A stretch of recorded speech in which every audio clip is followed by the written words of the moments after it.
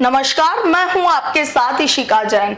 आज हम आपको जो कहानी बताने जा रहे हैं वो कहानी है एक ऐसे एमबीबीएस डॉक्टर की जिसे यूं तो धरती का भगवान माना जाता है, लेकिन उसने अपने पेशे का इस्तेमाल लोगों की जिंदगियां बचाने के लिए नहीं बल्कि उनकी जिंदगियों को खत्म करने, लोगों की जिंदगियों को तहस नहस करने के लिए अपने पेशे का इस्तेमाल किया।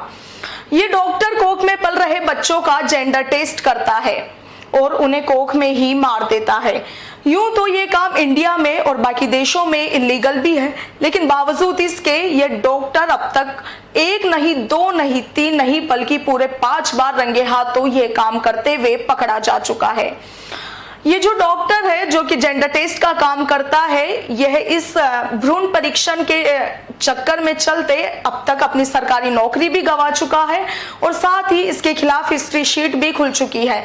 लेकिन बावजूद इसके इस डॉक्टर ने यह आपराधिक काम करना बंद नहीं किया। मामला है राजस्थान के जोधपुर जिले का, जहां का डॉक्टर मोहम्मद इम्तियाज इस बार यानी कि 5वीं बार रंगे हाथों भ्रूण परीक्षण करते हुए पकड़ा गया है। जोधपुर के ये डॉक्टर इम्तियाज पहले भी 4 बार पकड़े जा चुके हैं। यह अपने ठिकानों पर तो जेंडर टेस्ट करते ही है, साथ ही एक बार तो इन्होंने चलती ट्रेन में भी एक प्रेग्नेंट लेडी का जेंडर टेस्ट किया। डॉक्टर मोहम्मद इम्तियाज जब इस बार पकड़े गए तब भी उनके माथे पर शिकन की एक लकीर भी नहीं थी। वो बड़े मुस्कुराते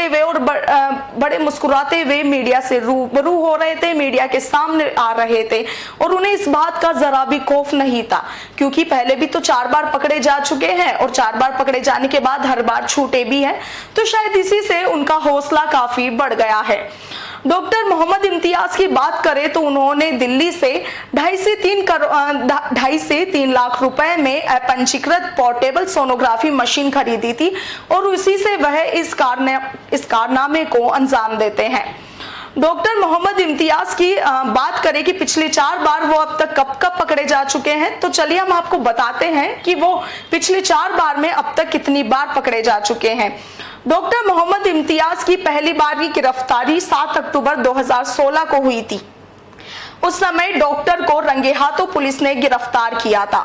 उनकी दूसरी गिरफ्तारी की बात करें तो उनकी दूसरी गिरफ्तारी 21 मई 2017 को हुई थी, जब उन्होंने अपनी गैंग के सदस्यों के जरिए गर्भवती लेडी को अपने ठिकाने पर बुलाया था और उस समय भी पुलिस ने मौके पर ही उन्हें गिरफ्तार कर लिया था।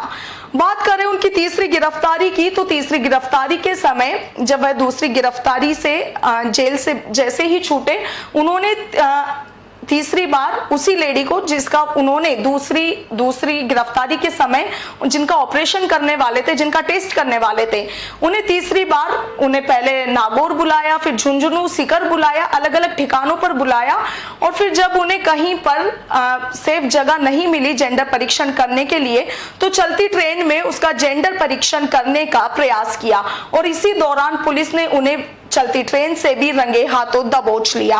और चौथी बार 9 सितंबर 2018 को पुलिस ने डॉक्टर मोहम्मद इम्तियाज को रंगे हाथों गिरफ्तार किया और शुक्रवार को ये 5वीं बार है जब पुलिस ने डॉक्टर मोहम्मद इम्तियाज को रंगे हाथों गिरफ्तार किया है।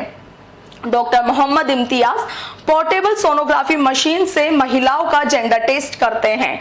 महिलाओं के जेंडर टेस्ट के बाद पहले जांचते हैं कि लड़का है या लड़की है और फिर अपने क्लाइंट के मर्जी के अनुसार या उनकी मर्जी नहीं हो और उनके परिजनों की मर्जी हो, उसके अनुसार उनका गर्भपात भी करवा देते हैं।